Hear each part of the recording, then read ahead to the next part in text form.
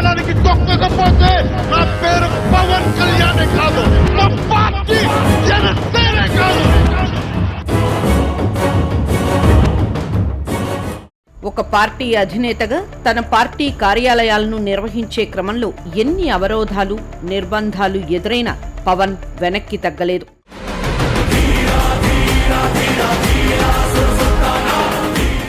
October 16, 2022లో ప్రజా సమస్యల పరిష్కారం కోసం జనసేనాని పవన్ కళ్యాణ్ తలపెట్టిన జనవాణి కార్యక్రమాన్ని అడ్డుకోవడానికి జగన్ సర్కారు చేసిన ప్రయత్నం విశాఖపట్నంలో అధికార దౌర్జన్యాన్ని కళ్లకు కట్టింది.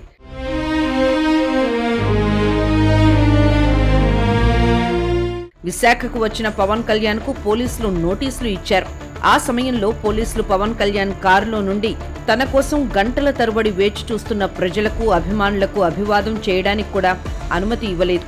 దీనిపై పవన్ తీవ్ర అసహనం వ్యక్తం చేశారు.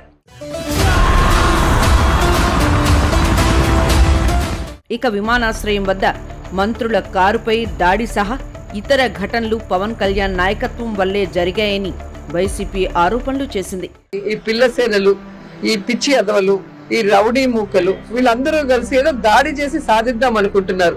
వీళ్ళు దాడి చేయడం వల్ల ప్రజల్లో వీళ్ళు చులకనైపోతారు. పోలీస్ యాక్ట్ 30 ప్రకారం నిషేధాజ్ఞలను ఉల్లంఘించారంటూ నోటీసుల్లో పేర్కొన్నారు. ఈ నోటీసును మీడియా సమక్షంలోనే తీసుకున్న జనసేనాని ఆ దాడికి తమకు సంబంధం లేదని స్పష్టం చేస్తూ ప్రభుత్వ కక్ష సాధింపుపై తీవ్రంగా మండిపడ్డారు. ప్రజల కోసం పోరాడితే నోటీసులు ఇస్తున్నారని విమర్శించారు. You are hereby directed not to organize or take any processions, rallies, meetings, usage of drones or any other congregations in the limits of Visakhapatnam City Police. In case of any violation, disobedience, legal actions will be taken against you and concern.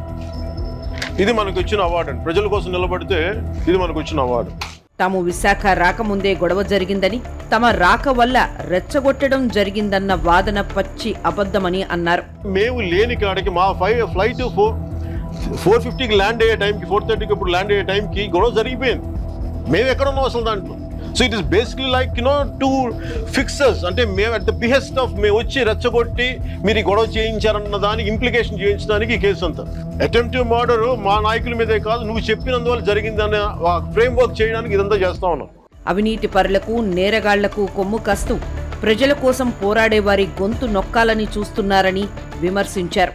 బూతులు తిట్టేవాళ్ళు, దౌర్జన్యాలు చేసేవాళ్ళు, అక్రమాలు చేసేవాళ్ళు, భూదందాలు చేసేవాళ్ళు, మర్డర్లు చేసేవాళ్ళు, మానభంగాలు చేసే వాళ్ళని వెనకేసుకొచ్చే వాళ్ళని వీళ్ళ రాజ్యాలు వెళ్తారు. ఈ రాజ్యాలు వెళ్ళే ఇలాంటి నేర చరిత్రలు పోవాలంటే ప్రజల్లోనే మార్పు రావాలి. ఆ మార్పు వచ్చే వరకు మేము పోరాటం చేస్తాం. రావచ్చు, రాకపోవచ్చు నాకు తెలియదు. We are here to take a very firm stand against criminalization of politics, and YCP is an epitome of criminalization of politics. That's what I look at it. ఈ సవాళ్లను ఎదుర్కొనేందుకు సిద్ధంగా ఉన్నానని, ఎన్ని కేసులు పెట్టినా జైలుకు వెళ్లేందుకైనా సిద్ధమేనని ప్రకటించారు. మాకు ఇది ఓకే, మేము యుద్ధానికి సంసిద్ధంగా ఉన్నాం. దెబ్బలు తగలకుండా, జైలుకి వెళ్లకుండా, కేసులు పడకుండా రాజకీయం ఉండదు. మాకు okay, and we are accepting the challenge. మీరు ఏమైతే వైసీపీ నాయకులు మీరు ఎవరిని చేసి మాట్లాడుతున్నారో, ఈ రోజున నన్ను అరెస్ట్ చేసి మీరు నా మీద ఎన్ని కేసులు పెట్టి నేను జైలుకి వెళ్ళడానికి కూడా సిద్ధం. ఇది ఐఎమ్ ప్రిపేర్డ్. నేను సరదాగా చెప్పలేదండి, ఐఎమ్ ప్రిపేర్డ్. ఎన్ని నిర్బంధాలున్నా అభిమానులు మాత్రం ఆయన్ను వీడలేదు. హోటల్ గది నుండే పవన్ కళ్యాణ్ తన అభిమానులకు అభివాదం చేశారు. వేలాదిగా పవన్ అభిమానులు అక్కడకు చేరుకొని పవన్ కు సంఘీభావం తెలిపారు.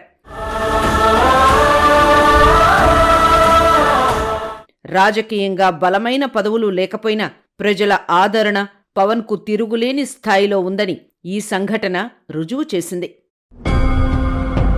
జనసేన మీ సేన, సామాన్యుల సేన, మన భారతదేశపు సేన.